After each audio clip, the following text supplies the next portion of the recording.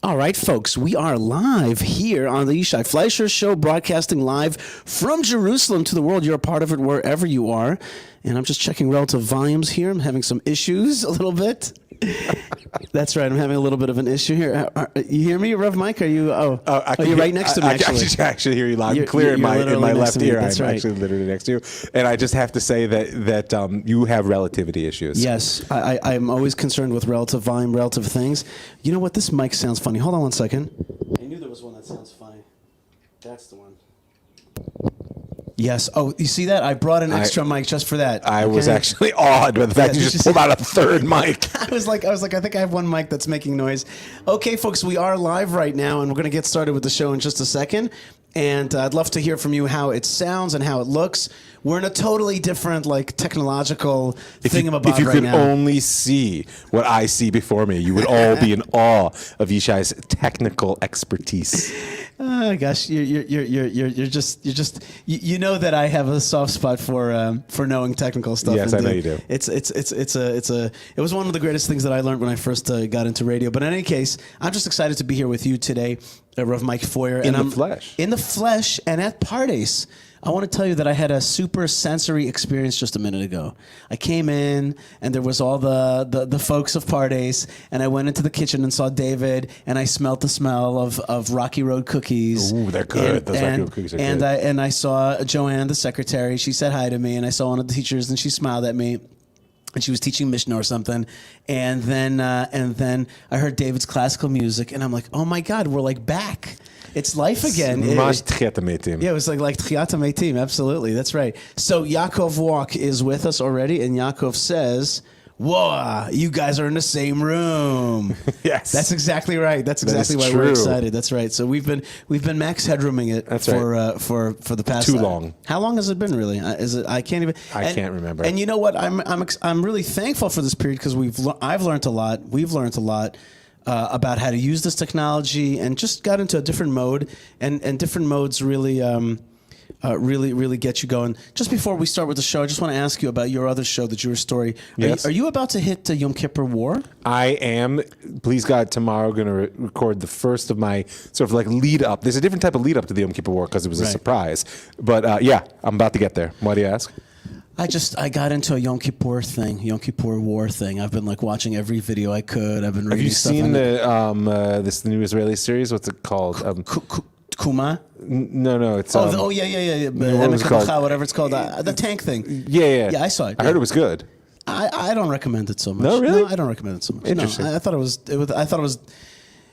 it was darker than it's supposed to be, and not dark enough. It was dark in certain places and not in others. Right. Like to me, when I heard about the 16 Bar-Lev line forts and how they fell and all that, I was just like, wow. All except Budapest, right? That's right. So okay, here we go. Our friend Levi says, Levi Felix says, Mazel Tov on being together again. Thank you very much. It's not like we've been apart. It's just that we haven't been physically together.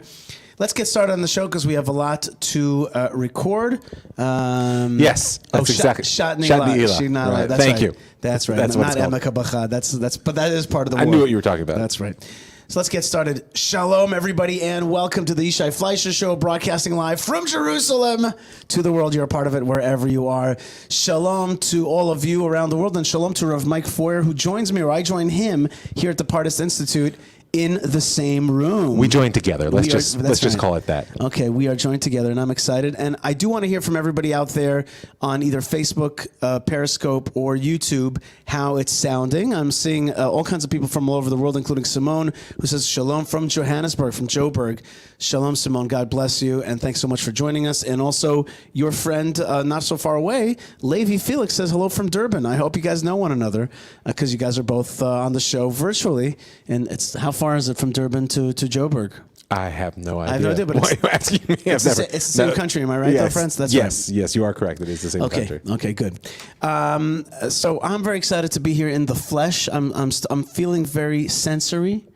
like the sun and the music and the scents and the things and the people. Fleshly Israel. That's right. There was this like young lady outside who was very pregnant and wearing a very tight kind of shirt, and like it was like, I am pregnant. I am spring. That's right. That's what it was like.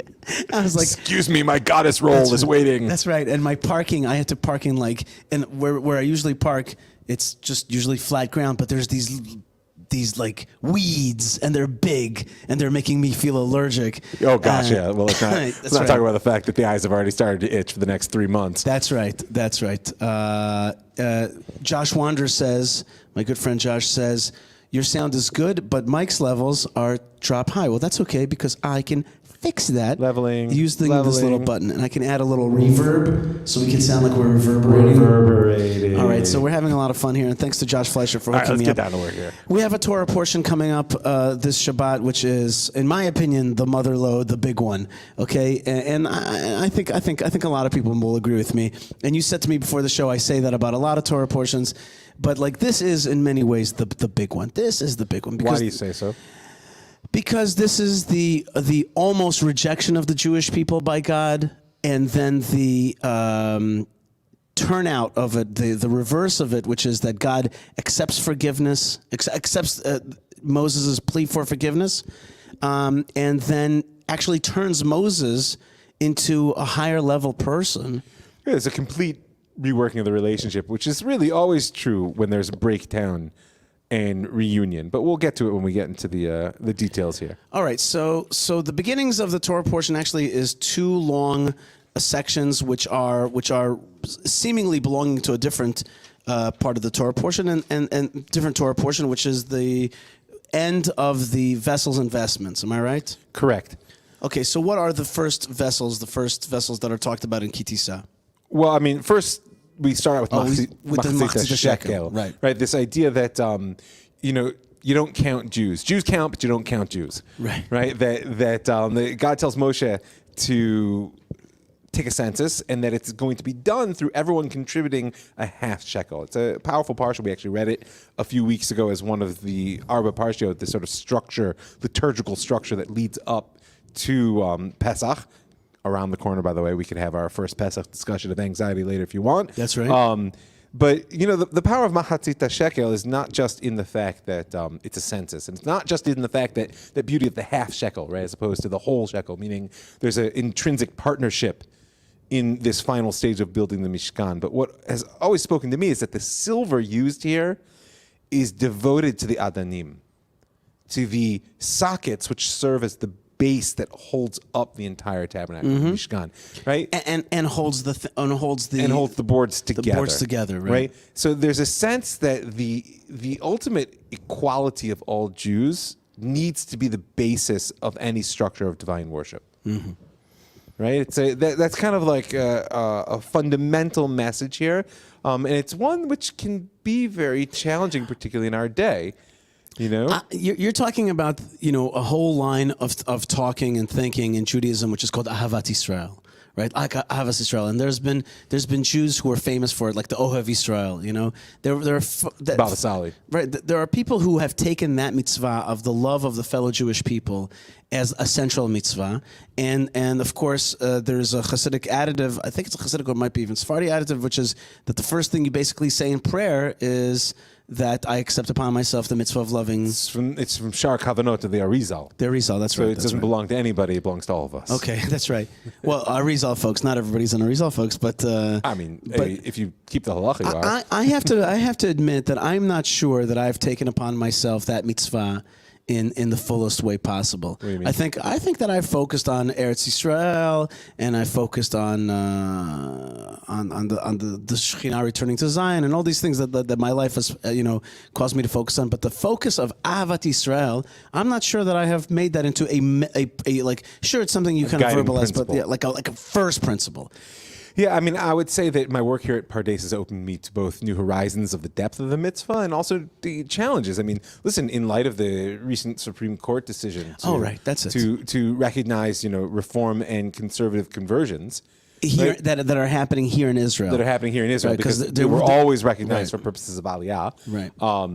Right? It adds a new layer of challenge. What do I mean? Is that Ahavat Israel is challenging enough. When we start having a debate about who is within the boundary of Israel, then it becomes even more complex. Mm-hmm.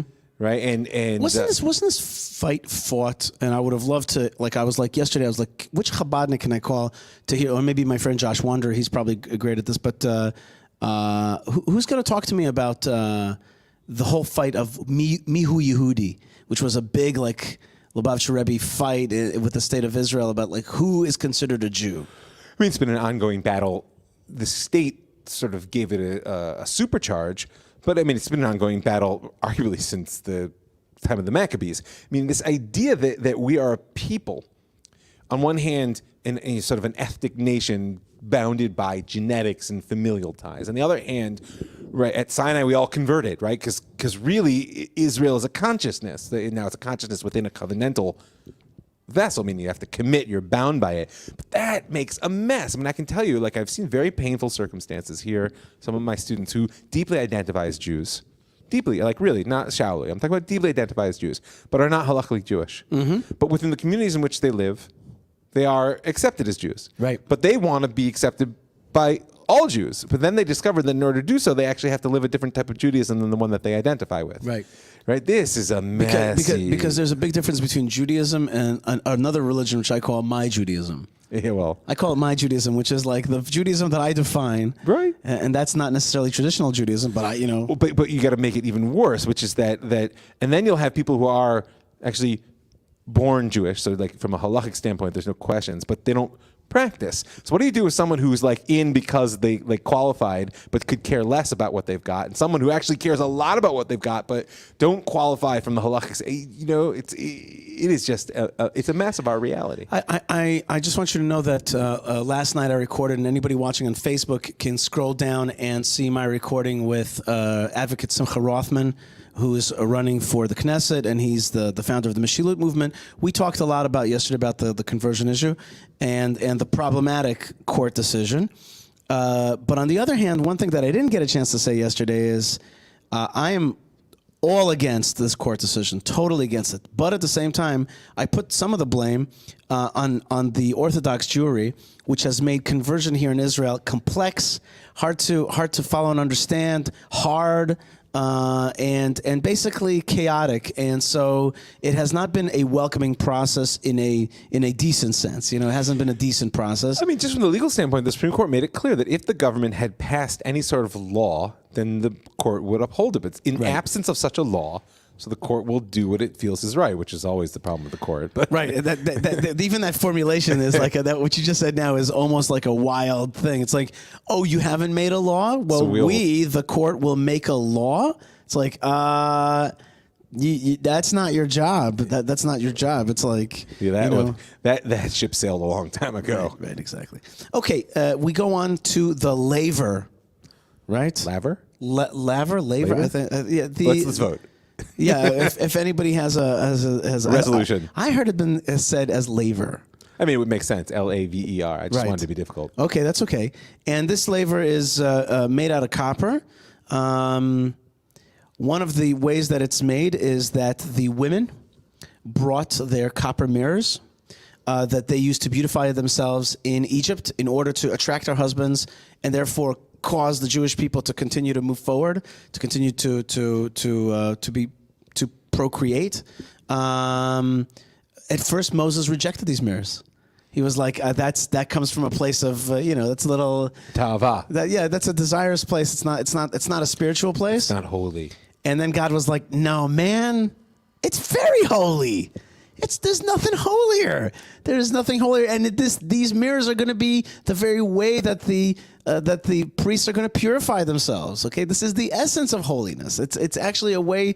That is exactly what I created the world for, and that's what I created the temple sacrifices for. Which is, I'm going to take this worldly stuff like animal sacrifice and turn that into spirituality. Like these people made the Jewish people, these women fought for life, to life, l'chaim. Okay, and that's the way they did it. And this is, in fact, the greatest gift. It's the most beautiful gift. And I love the fact, and this is such Judaism, which is like, Oh, Moses, you missed it. And there's a few times like that. Yeah. Having to do specifically also with the tabernacle, where Moses, like, he says this, he comes down like this, and somebody else, God or Betzalel, will be like, no, it's like this, okay? And Moses, that's a very human character. And the cure, I don't think I can say laver with a straight face. See, I'm laughing now. Right? It represents, in that sense, that these sort of mirrors, which on one hand have to do with desire and actually become one of the gateways to purity and holiness, really embody one of the most important principles of Torah, which is that, there's always a discourse of values within halakha, within Jewish law. And here the two values are, I would say, the poles of natural desire and holiness. Mm-hmm. And that I think oftentimes, particularly in religious thought, they're seen to be mutually exclusive. You can have one, but you can't have the other. But here what we see actually is the Torah is an embodied practice. You can take desire and you can make it holy. You don't have to have one or the other. And in that sense, it represents, therefore, the gateway to an intimate relationship with God. Because what happens is, in order for the Kohen to go in to the holy sanctity of the tabernacle, he has to wash hands and feet with this place, almost as a reminder. Like, don't get too abstract. Don't think that this is detached from the world, that the tabernacle itself is actually a microcosm, and the way you act there is the way in which you're meant to act in the world. The other thing that we learn about is the ketoret, right? Which is the incense. Well, actually, we learn about I get a little confused about this. The anointing oil. Now, is that made of the same stuff as a ketoret, or it's some of the same ingredients, but certainly not the same recipe. Right. So you're allowed to make this anointing oil, but you're definitely not allowed to make it outside of the temple service. Like, don't well, use this was it. This was a one-time show. The Shevet Mishcha, the anointing oil, was only made once. I suppose the ketoret, which was made every year. Right, it was only made once. It was hidden away at a certain point, and there are all kinds of sort of remuzim, like hints of promises that it will be rediscovered at a certain point. The anointing oil. That would the be anointing a big oil. one. That's cool. That would be like, that's next Indiana Jones 5. And everything gets rubbed down by this anointing oil. Not rubbed down, it's sprinkled. Sprinkled. We're going to be parsimonious with the oil here. Okay, not to overuse it. Yeah, not like silver polish. You're not polishing okay. your car. Okay, but still though, like everything gets that oil. Why is that important? Why do these works of gold and metal and wood need a pinch, dash? Well, Rashi says it's a process of chinuch. And in modern Hebrew, we use chinuch to mean education. But really, he is convinced that what chinuch means is to bring something into the service for which it's been made. Right. Right. The Hebrew modern word is lachnoch. Lachnoch, right. Which means to inaugurate. Or yeah. In other traditions, not ours, you would say christen. But that's deliberate because Christ means anointed. Anointing, that's right. It means limshoch. That's right. Exactly right. It comes from the exact same language. And that's what Mashiach means. Mashiach comes from. Mashiach does not mean savior. It means the anointed. The anointed. And it's important to remember that the two anointed... And anointed in a literal sense. Anoint the oil. In a literal sense, the two functionaries, figures, leadership models who are anointed in Jewish tradition are the king and the high priest. That's right. And in fact, we see here the anointing of, in this case, Aaron and his sons as his first time deal, and they get anointed. And you're not allowed to make this. You're not allowed to try to make this oil. It says, "Don't try this at home." Uve matkunato lo ta'asu. Do not try to make its recipe. Okay, and like I said, don't try this at home. That's right. And anybody who does try, you're going down the kibosh. Okay. Now one of the and then we also have the ketoret, right? We have the incense, and that's it. The incense is basically the last, and when you put that incense on those coals, it makes that smoke. That hidden cloud that appears there, that's where God kind of appears to. He can't be seen fully. You're not gonna witness him fully. And we're gonna deal with that a lot here, which is God's like, I will show you a lot. I will show you a lot, but I can't show you everything.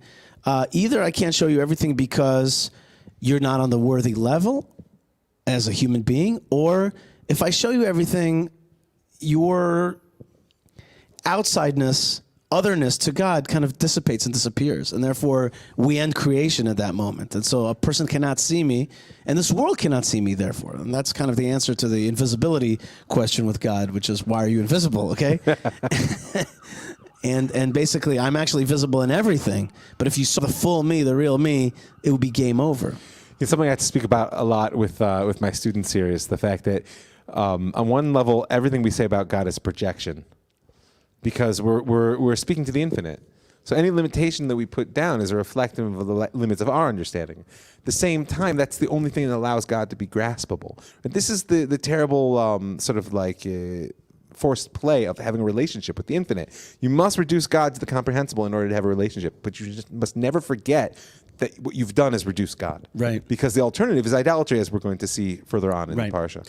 Okay, and then we get, now that we've gotten all the blueprints for how to, we need a dude. We need a man. We need somebody to do. We need the guy. We need the guy. Who's going to do it? I know a guy. And that guy. That's basically what God says. Right. And that guy, now for me, this is very important because to me, this is another part of the Kalev ben Yefuneh story. Hidden in all this. Secretly. Which, that's right. So there's another layer of the Kalev ben Yefuneh story. And the Torah tells us, I think we talked about it a few years ago, Re'eh, look. Karati b'shem Betzalel ben Uri ben Chur lematei Yehuda. Look, I have called upon the name of Betzalel, the son of Uri, the son of Chur, to the tribe of Judah. Now this, we don't know who Uri is, and some people even posit that that's not actually a person, but like a... Ben Uri, my enlightened. Yeah, enlightened. But Chur is in this week's Parsha as a totally hidden character, and he is, it's sad to say, it's heartbreaking to say, he is the murdered one. Yes. He is He's one. The korban. He's the korban. He is the offering, but not in a nice way. He's going to be out there in front of the Jewish people, trying to block them from doing the sin of the golden calf, which is what this Torah portion is really about, the central part of the story.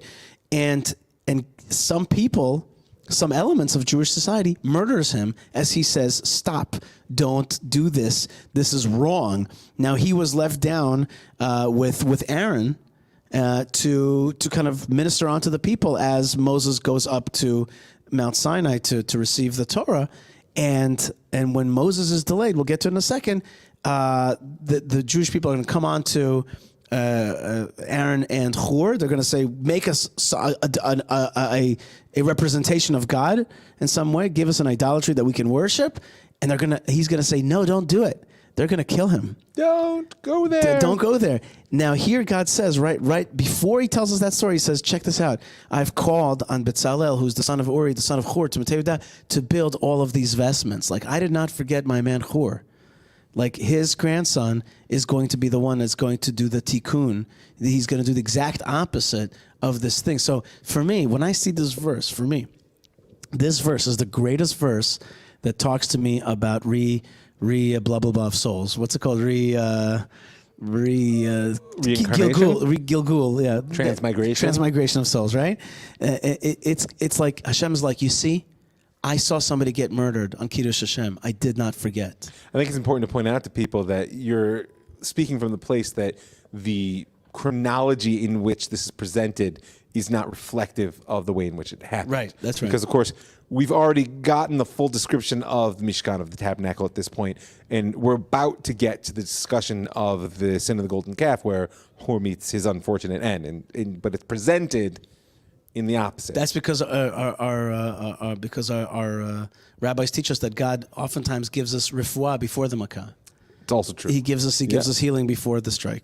In any case, he and Ahaliav. I love Ahaliav. Okay? It's a great name. Great name. Not a lot of people named Ahaliav. You don't meet too many. No, but the shul that Suam Yaakov was once resident in was called Oholiav. Wow. So yeah, I always that is some holy love from Aholiav. They're holy people. Ahaliav ben Achisamach from the tribe of Dan. Together, they're going to create all of the vessels and vestments. I have to say one thing about who Betzalel is, because there are some very important lines here for understanding the role that consciousness plays in creation. Right? Because if you look at how it's described, what he does, it says, "Emaleo oto ruach Elohim." Right? I've filled him with this divine spirit, b'chochma v'tfuna uvedat, right, and wisdom and understanding and knowledge, right? Lachshov machshavot. He has this ability to think, conceptualize, and to do. Right? And when we speak about the Mishkan, as we do elsewhere, as a microcosm of creation, when you think about that God speaks the world into being, that there was some inner divine conception that found its expression through speech and then took form. Well, we don't have that ability as human beings. But what we have an ability is what's called malechet machshevet. Right? That, like truly thoughtful. I think there's a street like that, like right around the corner. It might be right around the corner, right? Yeah. But it's also, of course, what defines forbidden work on Shabbat, because it's the true capacity of the human being to conceive and to take conscious action to create a world which reflects our conception. And so therefore, Betzalel represents, to a certain degree, one of the heights that humanity can reach. Something which, unlike Moshe, who kind of, in theory, we could all get there, but let's face it, certainly by the end of this parsha, I don't think any of us really have real aspirations. But Betzalel actually represents something which we can all do, which is this idea of malechet machshevet. Everyone really needs to find that place within themselves where there's a conception which is so powerful within them that they're driven to develop the craftsmanship to be able to make it real in the world. Mm-hmm. I'm very moved by the character Betzalel. My father's name was Betzalel Shalom, and I have a child, Yosef Betzalel. We call him Tzali. So an important personality in my life. Yeah, and just that name later on, not in this parsha. I think next week's parsha we're going to learn Betzalel Haita. You were in the shadow of God. You had a vision of God, a premonition of God, an understanding. He was in the background when God was talking to Moshe. Right, he really understood, and that Betzalel is part of the Kalev story, the Chur Kalev story. To be continued. Okay. Okay. Fine. All good, right? So far, so good, right? So far, so good. The Torah portion is going along just swimmingly. And now we're going to get to the height of human aspiration. We're going to get to the big one. And the big one is Moses is going to go up to Sinai and receive the Torah. That is, if you look up the word awesome, that's the picture that it has, which is the awesomest thing is a human being reaching the heights. Doesn't get bigger than this. Right. It's meeting the Godhead eyeball to eyeball and receiving Sistine Chapel. Haven't been there yet, by the way. You know the picture I'm talking about. You're talking figure, about, it's like that. It's exactly right. So, right. Not that we're Sistine Chapel folks, just making sure you know that. Okay, but just respect. It's funny you say that. Because just today I was thinking about how from this week's... To the Sistine Chapel? Well, I was thinking actually about Michelangelo. Oh. And I was thinking about his Moses with the horns. Yeah. And I'm like, there is no way that he could have understood the text that it says that the Quran or Pnei or Moshe, whatever, we'll get there in a second, that Moses' skin glowed. There's no way that he could have come up with, and that means horns on his head like a devil. There's no way. You mean as a shot reading? Yeah. But he didn't have the Hebrew text, likely. What text could he have possibly had that would have said he had horns on top of his head? Vulgate. Right. You'd have to look at the Latin translation. Well, I don't know what it says there. You know what? I haven't seen the Vulgate, and I can ask my friend Eric to look for me or something. But I'm sure he has seen it. Yeah. But if that's what it says, then that is dumb. And I don't think it says that because I don't think it's dumb. Let's face it. It's unlikely that it's dumb. It's more likely that it's evil. Okay. I can live with that. I can buy that. But I cannot buy that somebody was like, the skin of his face glowed means that it was horns on top of his head. Because it says face. Yeah. And it says skin.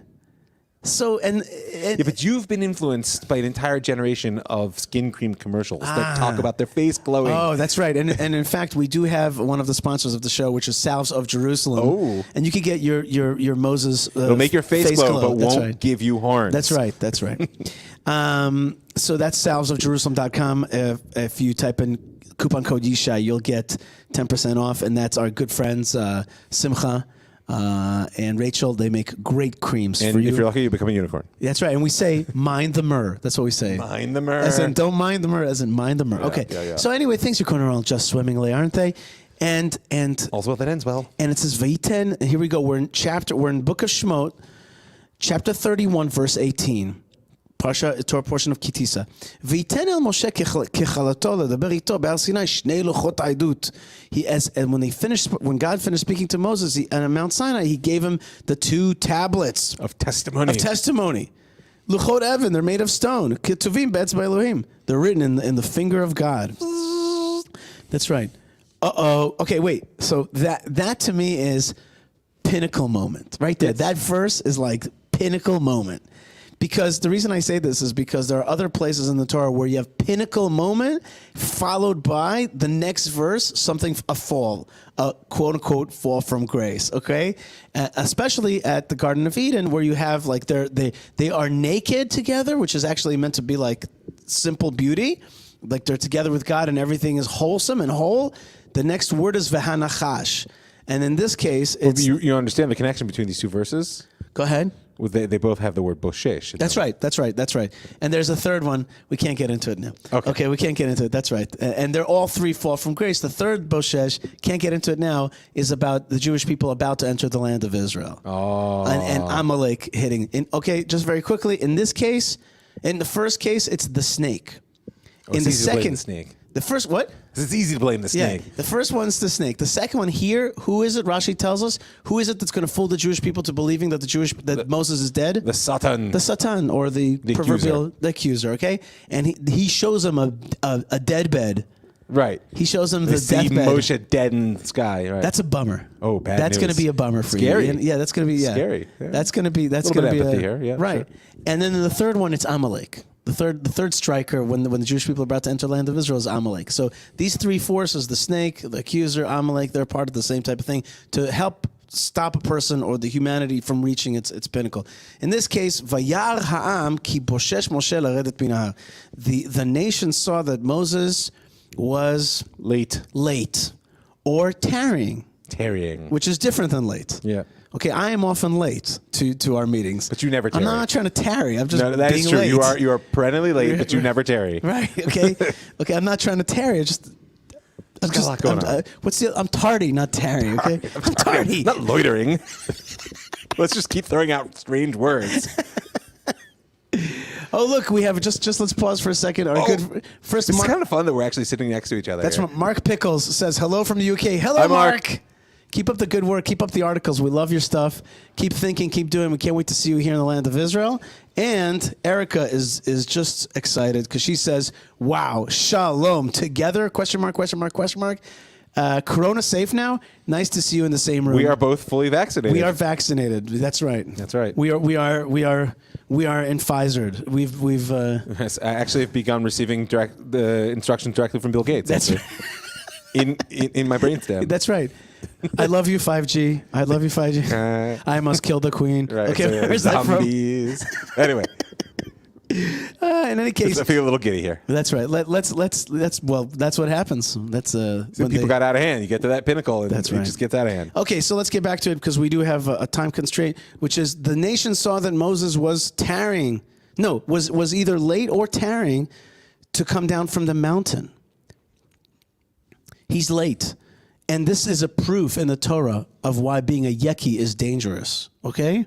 I would have said it's a proof why being late is dangerous. No. You see, he wasn't late. They didn't actually expect him to be on time. You know what that's called? Victim blaming. What are you so upset for? If you didn't expect me to be on time, everything would be okay. If you were Hasidish, you would have been like, he's late. Let's have l'chaim. Let's have l'chaim. They did actually, apparently, just not toward a good end. Yeah. So in any case, so he's late. He's late at coming down and the word is really embarrassed. He's embarrassed. And the reason this is important, I think, again, we're not going to get into the depth of it, but the reason it's important is because it's like, oh, he's a holy man. Oh, he's got ultimate truth. He's up with God. We're not that holy. We're not that good. So he's up there, and we need stuff that's a little bit more, a little bit more earthy. And so exactly then they're going to Veikal Am El Aaron. They gathered, the nation gathered on Aaron. Very specific language. They bore down on him, right? Vayomru elav. And they said to him, "Kum, get up.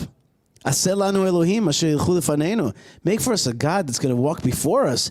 Ki zeh Moshe ha'ish, because this Moses, the person, asher ha'elenu me'eretz Mitzrayim, who brought us out of Egypt, lo yadanu ma haya lo. We don't know what happened to him." So, first thing you see the power of Moses as this figure, and second thing is that they're like instead of being patient, instead of following Moses' way, they need something. They're lacking something, and they're going to turn to some kind of desirous element, which is not going to lead them in a good path. I mean, you also see one of the fruits of kind of a, for lack of a better term, a structural problem in the whole process of redemption here, which is that Am Yisrael has been passive since the moment that Moshe showed up. They were slaves.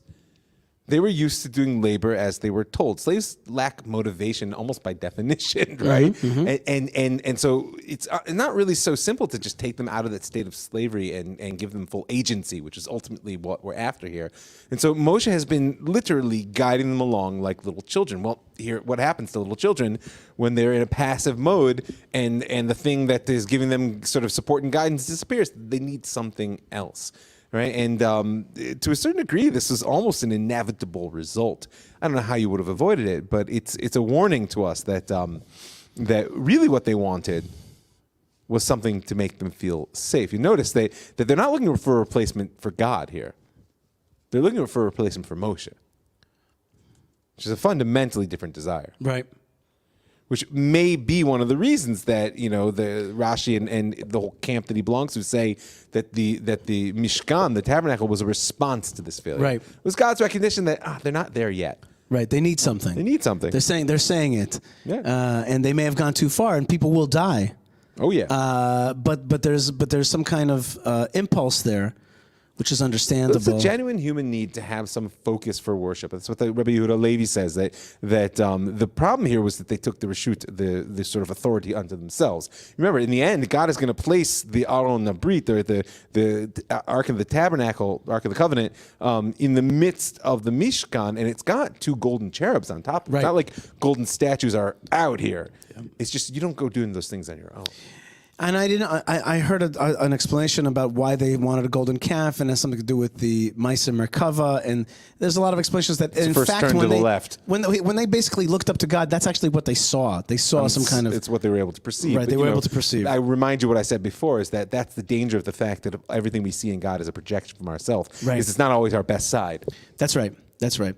Now Aaron, who is in many ways the diplomat, the people lover, the one that me'aden. He smooths the way. He softens.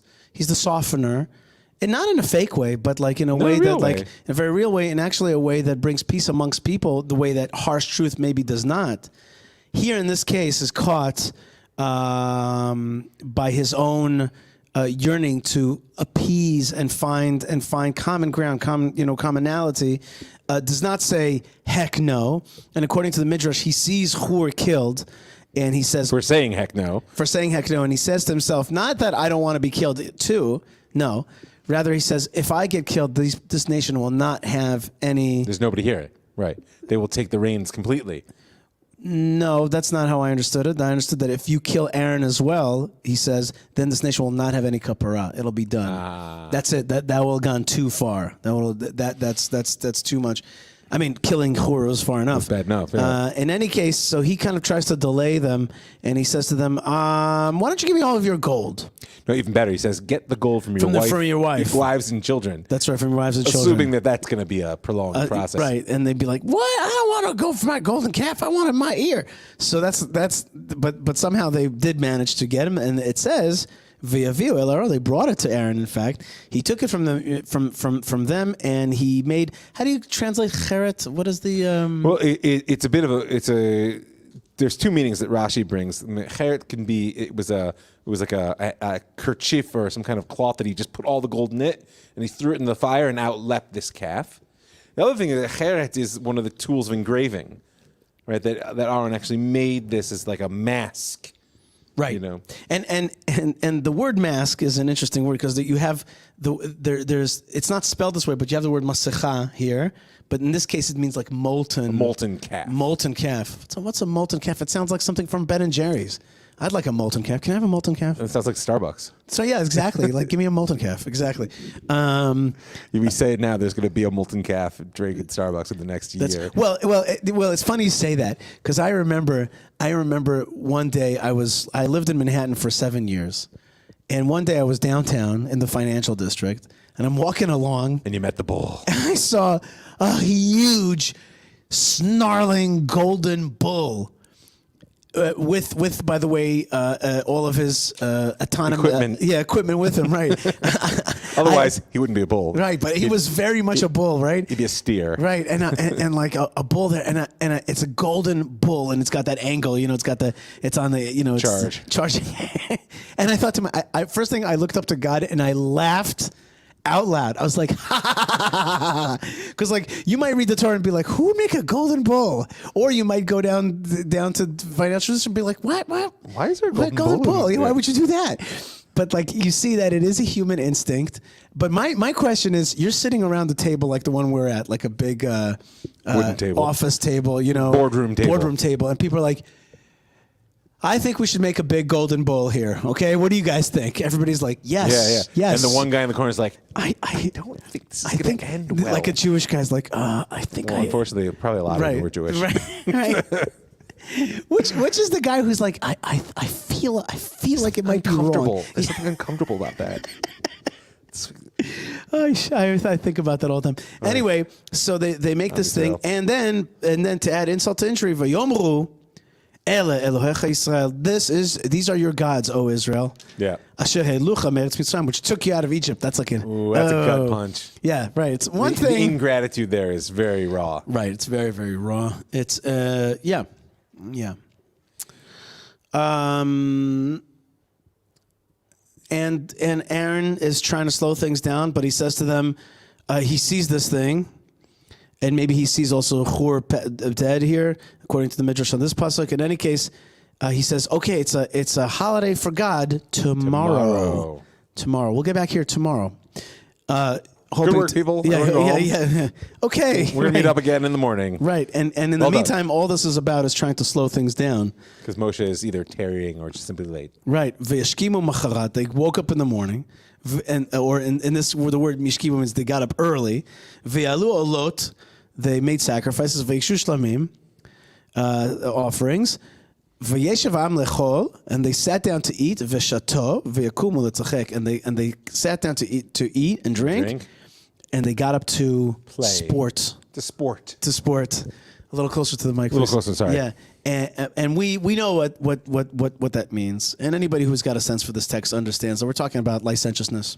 We have 10 more minutes. So okay, great. I was just checking. Don't be nervous. Okay, yeah. So then God turns to Moses, to Moshe Rabbeinu, and they're on the mountain. He says, "Go down, your nation." Your nation. Yeah, it's like when your wife says, "Your son just made a mess in the kitchen." That's right. That's right. I usually say that to my wife, but okay. Whatever. Which you brought out of Egypt, right? Which, I mean, beyond the sort of almost like husband-wife spat of who's responsible here with Moshe, there is a very important question which arises from this in the Midrash, which is that and Rashi brings it here that Moshe, on his own accord, accepted a large group that wasn't part of Am Yisrael, that came with them out of Egypt. Mm-hmm. And it's a theme you find in the Midrash that Moshe actually has a side of compassion, of a Rahman, right? Someone who really just kind of wants to open the door and to be merciful. And there's a few instances, particularly in the narrative of coming out of Egypt, where God says to him, I don't think that's going to end well. One is this Erev Rav, this sort of mixed mass that came up with them that the guy is now saying they're the ones that started this problem. They were came up with the idea and everybody got swept up in it. The other is interesting. There's this personality of Micha, we can't go into completely today, but when Moshe saw the suffering that was happening in Egypt, and it says that Pharaoh actually used children as mortar between the bricks of the pyramids. Moshe wanted to save them, and God said, no, it's over. This is like kacha, Allah b'machshavtai, like this is the way it's got to be.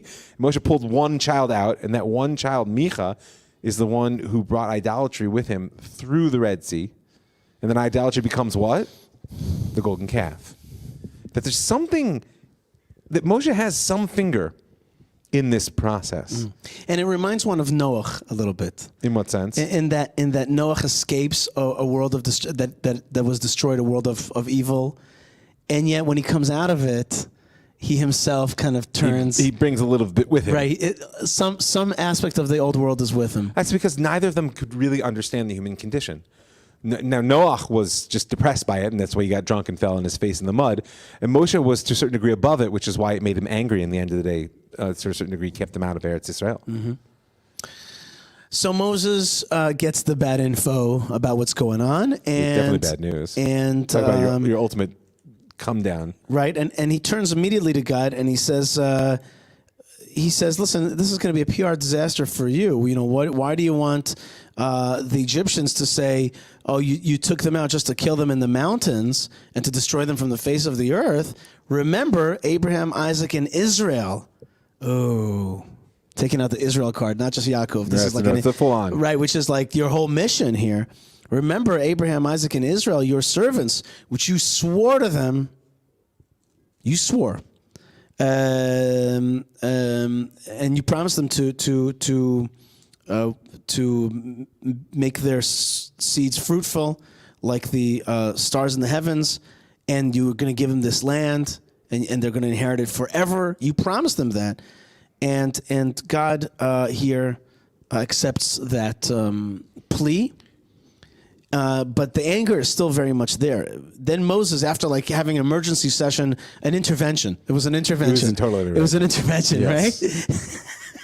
It was mamash an intervention. He turns around and now he now is embodying that anger. Yeah, he totally brings it. He brings it down on the people. Right, and he walks down the mountain with these, and then the Torah is going to go to explain to us what are these 10 commandments. What are these 2 tablets that are written from both sides, and they're written in the finger of God. And it says v'haluchot, and the narrator of the Torah tells us v'haluchot maseh Elohim hema. These tablets are the work of the handiwork of God. V'michtav michtav Elohimu, and the writing is the writing of God. Charut al luchot, it's carved onto the tablets, and the rabbis say charut is also cherut. It's the thing of liberty.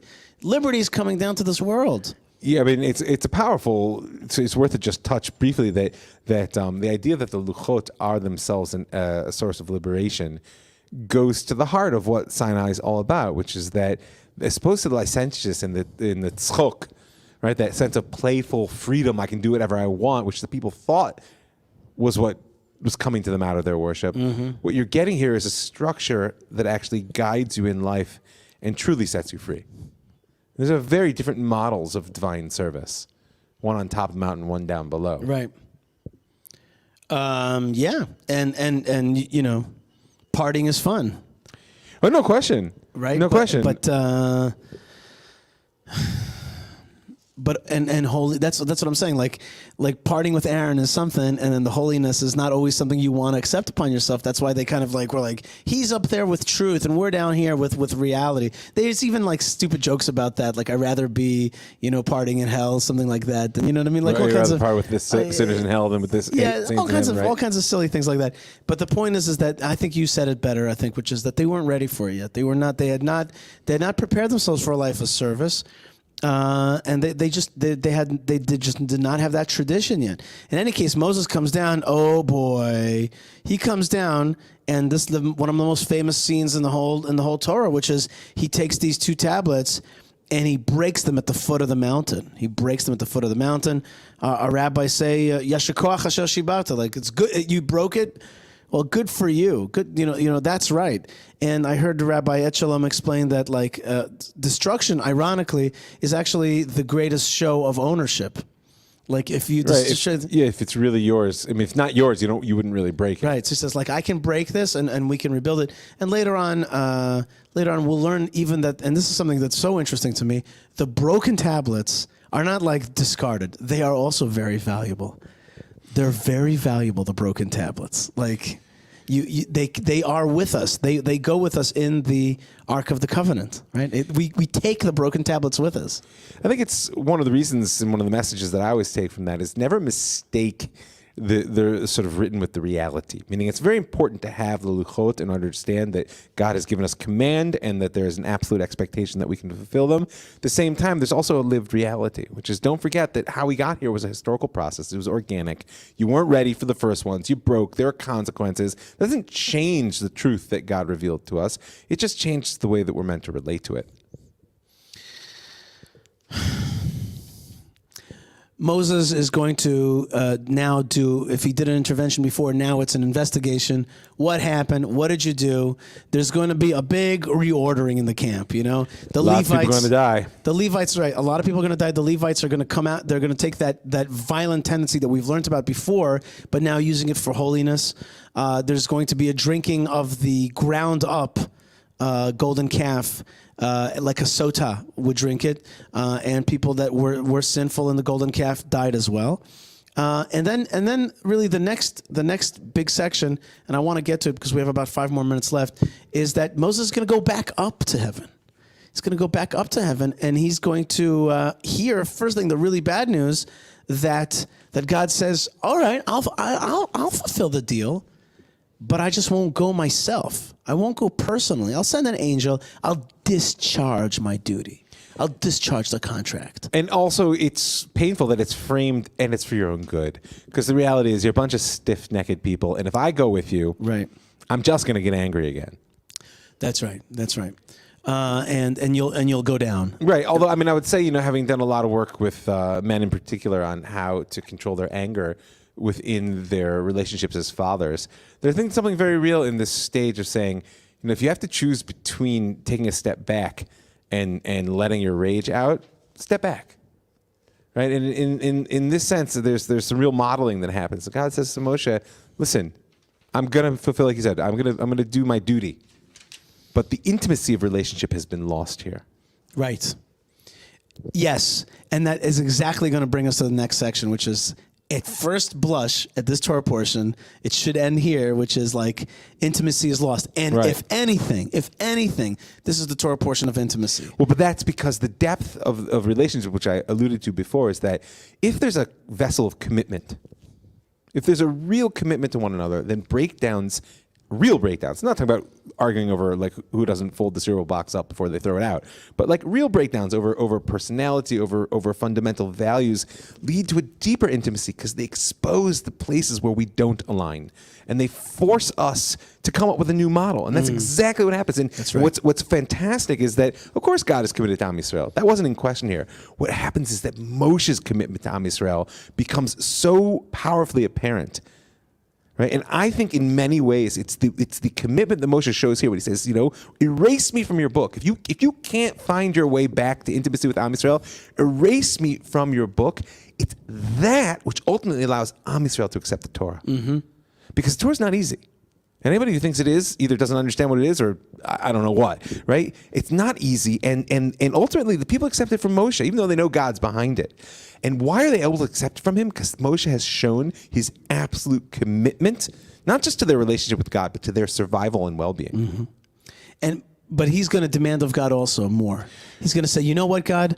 Now that we've had this big problem, the Jewish people went off the rails and all that, you know what? I need you to show me the whole thing. Yeah. I want you to. Although I don't see it as a demand. I see as Moshe, this is a revelation to Moshe, that when he realizes that what he thought he was going to do was try to fix things, and what he's actually done is strengthen the relationship, right. he leaps, Hareni nachvodecha, like, show me your glory. Oh my goodness, I didn't know.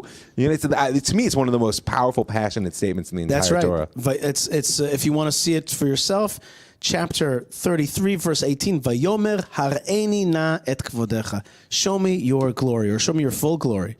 And then there's going to be this, I would say, very intimate dance between God and Moses about what amount of revelation God can show him.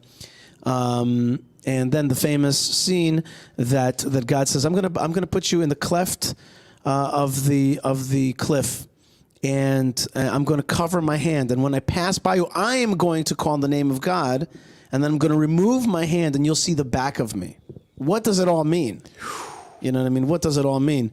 Very tricky stuff.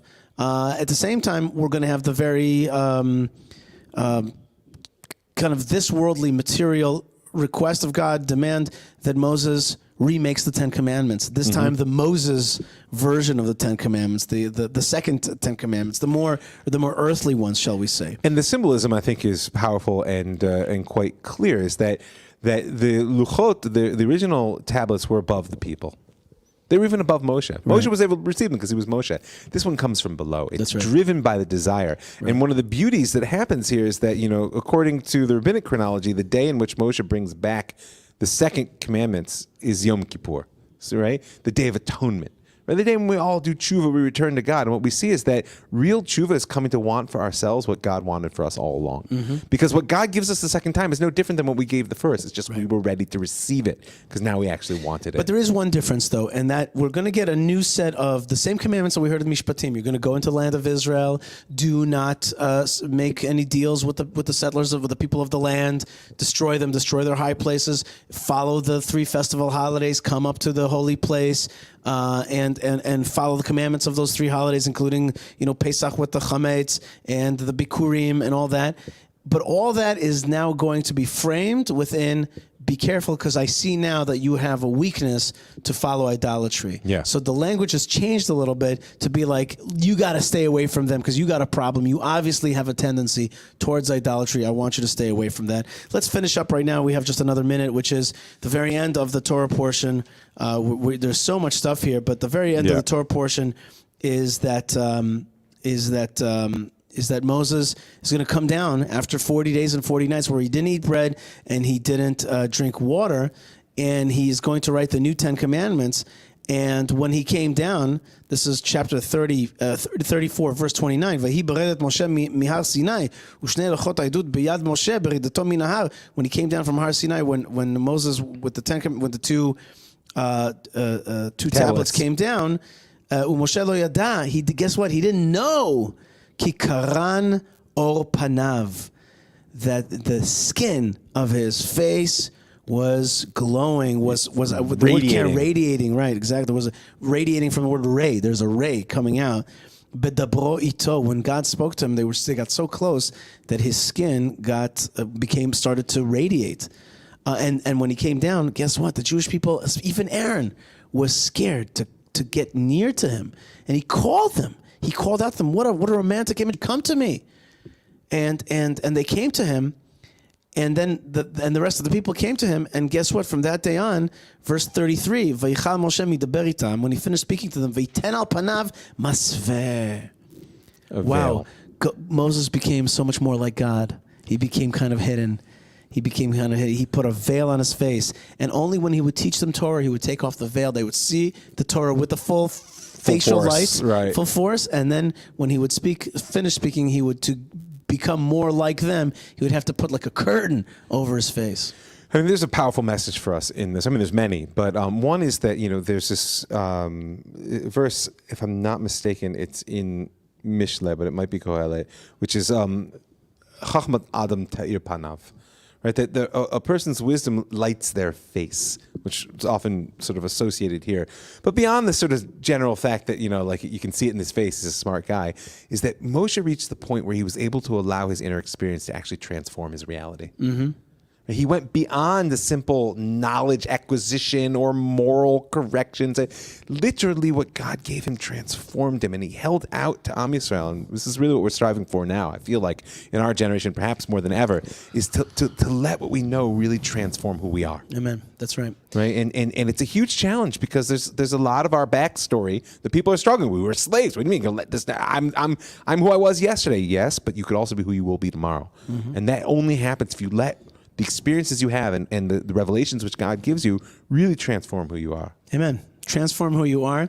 And I'll say what you just said just in my way, which is you could still see Moses' glowing face. It's actually in the words of the Torah, because that's where it was transferred to. That's right. And if you allow yourself to see it, it really will glow at you, and you will be like, wow. And then you will get that. If you allow yourself, like Rev Mike just said, it will glow back out of you to other people. Maybe the whole world will be lit up. That'd be Rev soon, Mike Feuer. Amen. Rev Mike Feuer, thank you so much for letting me join you here at Pardes.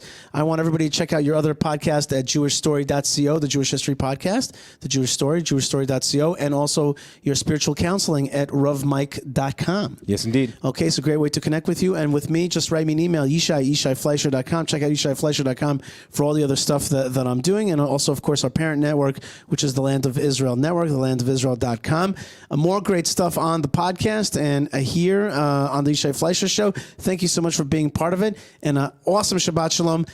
One last thing. Make this Torah portion like like a celebration at home. Learn it with the kids. Go crazy. This is the big stuff, okay?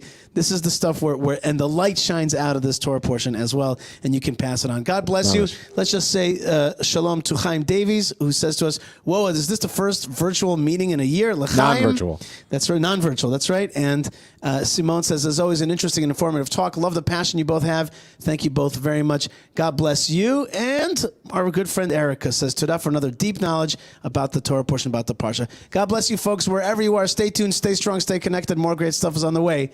And shalom.